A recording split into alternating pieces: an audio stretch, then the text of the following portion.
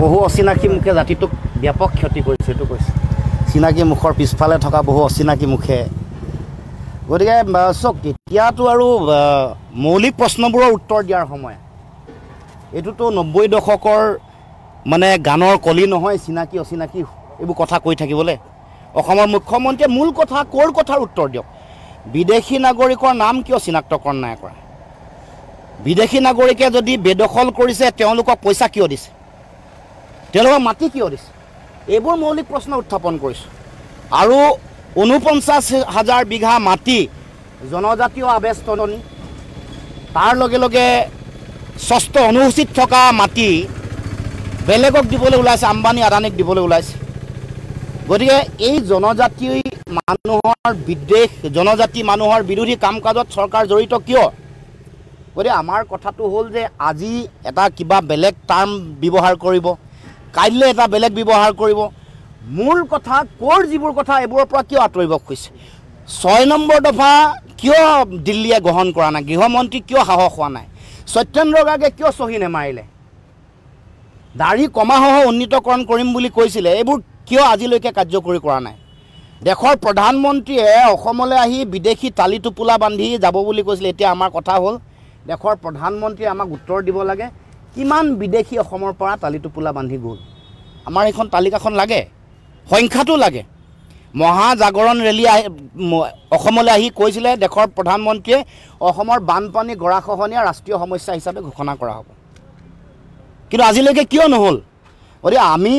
অসমৰ মুখ্যমন্ত্ৰী ডাঙৰীয়াক মূল বিষয়বোৰলৈ আমি আহিবলৈ কৈছোঁ আৱেগিক কৰি মানুহক যিকোনো বক্তব্য ৰখাৰ কোনো ধৰণৰ অৰ্থ থাকিব নোৱাৰে মূল কথালৈ আহক মূল ডিবেটলৈ আহক আমি যে ক'লোঁ যে আপোনাৰ সমষ্টিত যিসমূহ ৰেলৱেৰ মাটি আছে সেই ৰেলৱে মাটিসমূহত বেদখল কৰি থকা মানুহসমূহক উচ্ছেদ কৰিব পৰা আপোনাৰ দম আছে নেকি আৰু যদি উচ্ছেদ কৰে তেওঁলোকৰ নাম তেওঁলোকৰ সমষ্টিৰ পৰা তেওঁৰ জালুকবাৰী সমষ্টিৰ পৰা যদি নাম কৰ্তন কৰে মুখ্যমন্ত্ৰী হিমন্ত বিশ্ব শৰ্মাই নিৰ্বাচনত জিকিব নোৱাৰে কাৰ্বি আংলঙৰ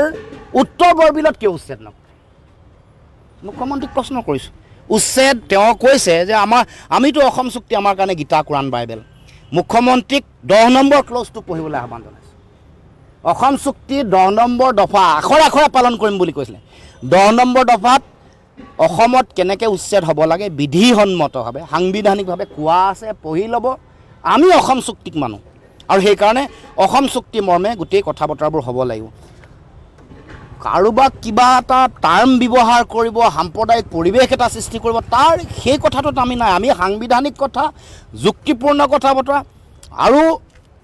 বেলেগৰ যোগেদিও এইটো কোৱাবলৈ আৰম্ভ কৰিছে মুখ্যমন্ত্ৰীয়ে এতিয়া বহুতক লগাই দিয়ে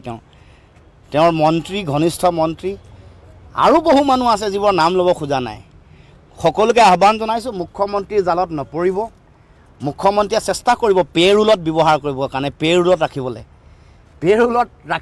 চেষ্টা কৰিলে নাযাব তাত গতিকে সকলোকে আহ্বান জনাইছোঁ মুখ্যমন্ত্ৰীৰ সাম্প্ৰদায়িক যিটো কথা বতৰা বৰ্ণবাদী যিটো চিন্তা এইটোৰ বিৰুদ্ধে জনগণ সজাগ সচেতন হ'ব লাগে আৰু অসমৰ ৰাইজে অধিকাৰ বিচাৰি আছে মোৰ মাটিত মোৰ অধিকাৰ লাগিব 6 নম্বৰ দফা অনুসৰি আমাক অসমৰ মানুহক ৰাজনৈতিক অধিকাৰ দিব লাগিব